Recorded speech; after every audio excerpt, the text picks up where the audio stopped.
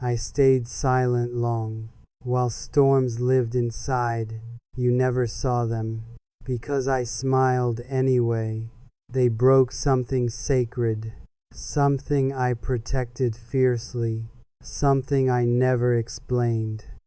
Because pain felt private, I watched you struggle, carrying unearned shame for wounds you didn't even cause yourself. They rewrote your story with cruel, careless hands, painting you as wrong. Just to stay clean, you questioned your worth in mirrors and nights, wondering what you missed, wondering why it hurt. I remember those days when hope felt dangerous, when trusting felt foolish, when breathing felt heavy. They walked away freely, laughing without consequence, leaving you with questions and unfinished broken sentences.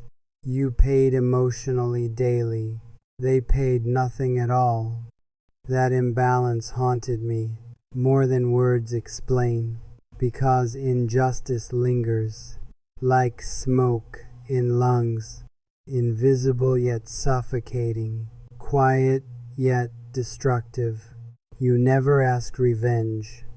You only asked peace. You only wanted closure. You only wanted truth. Still the universe listened. Still time kept receipts. Still actions grew shadows. Still silence counted everything. I saw it coming, not suddenly but slowly, like dawn after storms, like truth after denial. Small cracks appeared first, in their perfect image, tiny slips of arrogance. Moments truth leaked out. They thought nobody noticed. They thought stories stayed buried. They thought power protected them from accountability. But time is patient, and truth is stubborn. It waits calmly, always, until lies collapse alone. I watched consequences gather like clouds over mountains, heavy, slow, unavoidable, ignoring no one eventually. They started losing control over narratives they crafted. People questioned inconsistencies. People sensed something off. You felt it too. That strange inner relief. That quiet confirmation. You were never crazy. Your pain had evidence. Your tears had reasons. Your memory stayed consistent. Even when doubted harshly, they began explaining themselves. Too much, too fast. Defensive without accusation. Panicked without pressure. That's when I knew the balance was shifting. The scale was correcting. Without your intervention, you didn't push anything. You didn't expose anyone. You simply kept living with quiet, painful dignity. And that matters deeply, because karma favors restraint. It favors those patient who refuse becoming cruel. They started facing losses, not dramatic but meaningful. Respect, trust, credibility, things they valued secretly. Doors closed unexpectedly. Invitations quietly disappeared. Support turned into distance. Applause faded into silence. They felt confusion first, then fear crept slowly, because consequences confuse liars more than truth ever does. They looked for scapegoats, tried rewriting narratives again, but stories resisted reshaping. Facts refused cooperation. Meanwhile, you were healing, slowly, imperfectly, bravely. Learning softness isn't weakness. Learning survival is strength. You reclaimed small joys, music mornings, quiet laughter, moments once stolen from you by anxiety and doubt. I saw your posture change, not proud, not loud, just lighter, more grounded, less apologetic for existing. That terrified them quietly, because healed people threaten lies, whole people expose manipulation without saying a word. They saw you thriving, not dramatically, not boastfully, just peacefully, authentically, steadily, and it unsettled them deeply, because your survival disproved everything they said about you, everything they whispered privately, everything they justified publicly. Now they're being questioned by people they respect, by systems they trusted, by mirrors they avoided. They're forced remembering details they hoped forgetting erased. But memory doesn't disappear. It just waits patiently. They feel watched suddenly, not by enemies, but by truth itself, standing calmly, unblinking. And here's the hardest part. You feel no joy, no celebration or gloating, just quiet validation inside. Because healing taught you revenge isn't required. Justice arrives differently. When you choose peace, still it matters knowing you weren't imagining pain. You weren't overly sensitive. You weren't the problem. Someone is paying now, not with drama or destruction, but with realization and loss, the heaviest currency there is. They lost their illusion of being untouchable, of rewriting reality freely, of escaping moral gravity, and that cost hurts more than public shame, more than confrontation ever could, because it follows forever. You may never confront them, you may never hear apologies, but the universe heard everything. Every night you cried silently.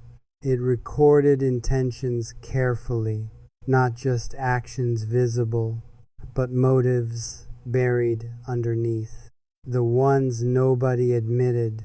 And now collection begins, quietly, methodically, inevitably. No witnesses needed, no announcement required. I want you remembering this when old doubts return, when memories try resurfacing with their familiar sting. You survived something real. You endured something unfair. You emerged soft. You thought closure would feel louder, like justice screaming across crowded rooms, but real closure arrives quietly first, like calm breathing. After long drowning, it shows up gently in ordinary moments, when pain no longer controls your reactions. You notice small changes. Your chest feels lighter, your thoughts slow down, your sleep grows deeper. Meanwhile, their world keeps shifting subtly, not collapsing dramatically, but weakening steadily. They replay conversations at night alone, searching for loopholes, searching for excuses. But memory is cruel. When truth is buried, it resurfaces repeatedly until fully acknowledged. They begin understanding what power blinded, what ego justified, what cruelty normalized. Every careless decision now feels heavier because consequences matured. While they stayed stagnant, you once carried blame for their behavior, for their failures, for their insecurities. Now responsibility returns to rightful owners, where it always belonged, where it always waited. You see it clearly, without emotional fog, without desperate defense, without self-betrayal. That clarity is priceless, more valuable than apologies, more healing than explanations, more freeing than revenge. They lose influence quietly, not announced publicly, but felt internally. Where control once lived, people stop believing easily, stop accepting narratives, stop offering blind loyalty, stop excusing patterns. Trust drains slowly, like leaking air, invisible at first, but impossible to ignore. They feel that emptiness, that hole, low uncertainty, when authority dissolves and self-deception fails. You used to feel that emptiness daily, while pretending strength, while smiling through harm. Now roles reverse gently, without your effort, without your involvement, without your consent.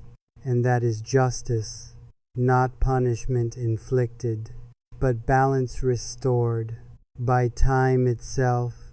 You don't chase validation, you don't prove anything, you don't explain trauma to uninterested minds.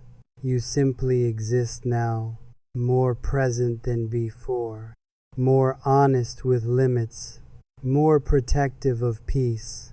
You learn discernment from painful lessons. You recognize manipulation before it reaches you. They lost that advantage. They can't access you, can't confuse your intuition, can't rewrite your reality. Your boundaries stand firm, not walls but gates. You choose who enters, you choose who stays. That power was earned through nights crying alone, through mornings forcing hope, through choosing healing repeatedly. They underestimated resilience. They mistook kindness weakness. They mistook silence consent. They mistook patience ignorance. Now understanding arrives, too late unfortunately. When access is revoked, when energy is unavailable, they feel regret differently, not always remorseful, but aware of loss, aware of miscontrol, because losing influence hurts controlling people more than hurting others ever did before. They realize you mattered more than they admitted, more than they allowed, more than they deserved. But realization doesn't equal repair. Awareness doesn't equal access. Insight doesn't equal forgiveness. Some doors remain closed, and you're okay with that finality, because peace outweighs every unfinished conversation. You stop replaying scenarios. Stop imagining different endings. Stop asking why. Stop blaming yourself. Your nervous system relaxes. Your body remembers safety. Your mind trusts calm. Your heart opens carefully. This is what winning feels. Not loud triumph, but steady, grounded calm that nothing can shake. You don't wish harm. You don't celebrate downfall. You simply detach emotionally, and that terrifies them, because indifference removes leverage. Indifference removes power.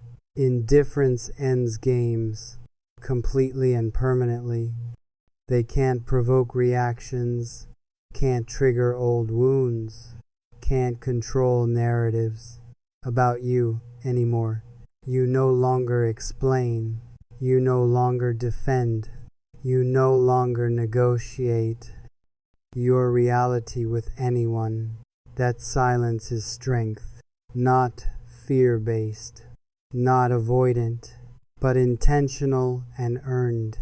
You speak when necessary. You listen when valuable. You walk away freely, without guilt attached, and still consequences continue. Because healing doesn't stop justice. Peace doesn't cancel accountability. Growth doesn't erase truth. They confront internal mirrors that don't flatter anymore, that don't excuse behavior, that don't soften reality. Every relationship now strained by distrust they seeded, by manipulation patterns, by unresolved guilt lingering. They face isolation gradually, not abandoned suddenly, but unsupported consistently.